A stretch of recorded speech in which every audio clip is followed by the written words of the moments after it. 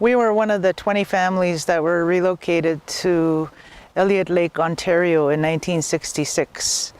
In 1969, I myself became a student at Pelican Lake Indian Residential School. I went there for 1 year, and then I went back to the reserve in Lac Seul, Kejik Bay, to live with my great-grandmother. She took care of myself and my younger sister. She's younger by 2 years. And we spent 3 years living on the reserve. Lac Seul at the time was, there was no electricity, there was no running water, there was really no band office. There was a school. The band office was like a little one-room house, and but Lac Seul today is very, they say we're one of the more progressive First Nations in the area. In a tiny Cree village in the middle of the northeastern Canadian wilderness, along a winding, shallow river, there lived a small group of hard-working families. These were the days when trapping had become a way of life. The furs that were sold to the local Hudson Bay Company would help clothe and feed a family during the long, cold winters. It was in these days that life was full of daily tasks to ensure your survival because there wasn't hydro or running water. So learning responsibility at a young age was one of the things that happened with me.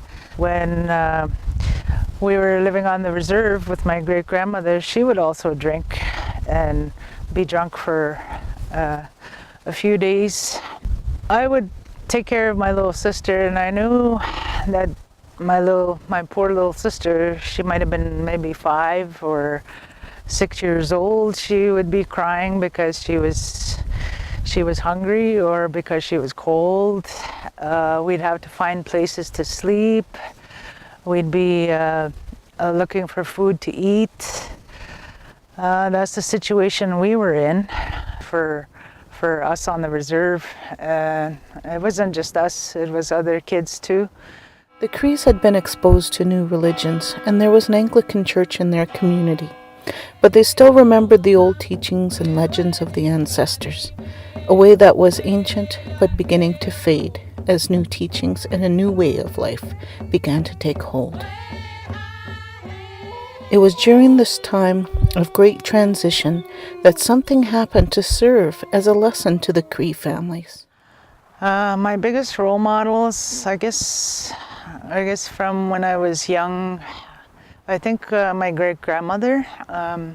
She couldn't really speak English, and she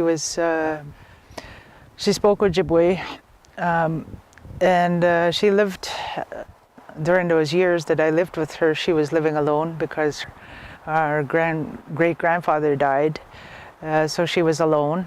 So she had to get all her wood, and she would have to look after us. But the time that I spent with her, she would always tell us different stories, for me anyway.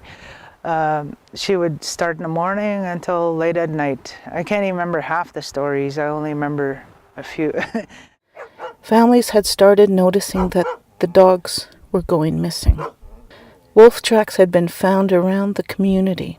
It was surmised that the wolves had begun coming into the community to pick off an easy meal. During the day, a small group of children were playing outside and had seen a huge wolf at the tree line. The children immediately went to the nearest house to tell the adults.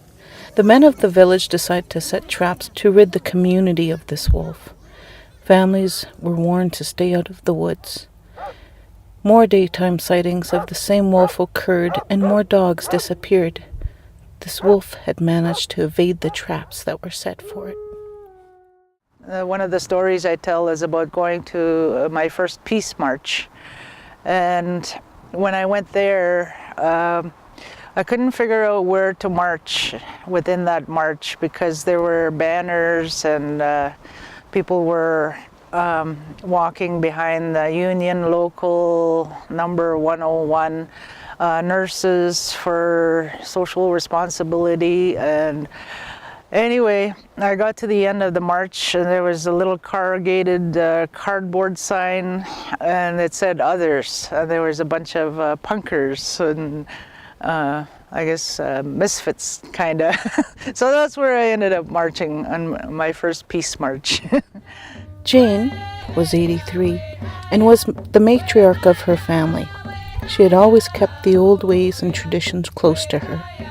She recognized that this wolf's odd behavior was a sign and a message. The adults of the community gathered to discuss what they intended to do about the wolf. The discussion centered around hunting groups and more traps. You know, with everything that I learned and what I went to school for with political science, everything kind of came together. And my new goal in life was to have the women's voices heard at every level, whether it be at the community level, within the regional level, and that led to bringing out women leaders within the communities. Jane knew she had to act and address the group. Jane disclosed her thoughts about the wolf. She told them that the wolf was a sign and that people were forgetting their traditional ways and teachings. This wolf was here to bring a message. The people were getting far too reliant on all of these new tools and new ways that made life easier. She said the wolf was telling us that we must remember the old ways and teachings and pass them on to our families and future generations. After she had spoken, people had begun to laugh. They thought that she was being superstitious. Jane, not one to give up, told them that she would prove that this wolf was a sign and would go out and kill it using the old way. I guess today in our world, I think we have different kinds of warrior women, and not everybody loses their lives, but they work hard and they give everything that they have in order to help their people out.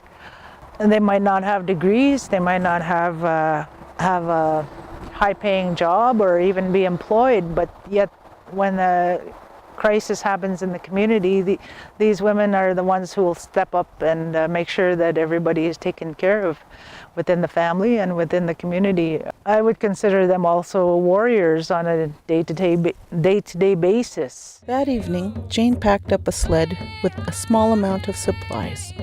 Her family was very concerned, and no matter how they tried, they could not dissuade her from her mission. All bundled up with sled in tow, she set out toward the trail that the wolf was last sighted on. 2 days had passed, and the people in the village grew very worried about Jane. The women of the village told the men that they would have to search for her. The sun was beginning to set as the men prepared to conduct their first search. The families gathered near the trail. It was a cold winter evening. The big round moon shone brightly on the snow, lighting it up to an almost fluorescent blue as it illuminated the trail leading into the black silhouette of the tree line. Just then, they heard something. It was a crisp, cold night.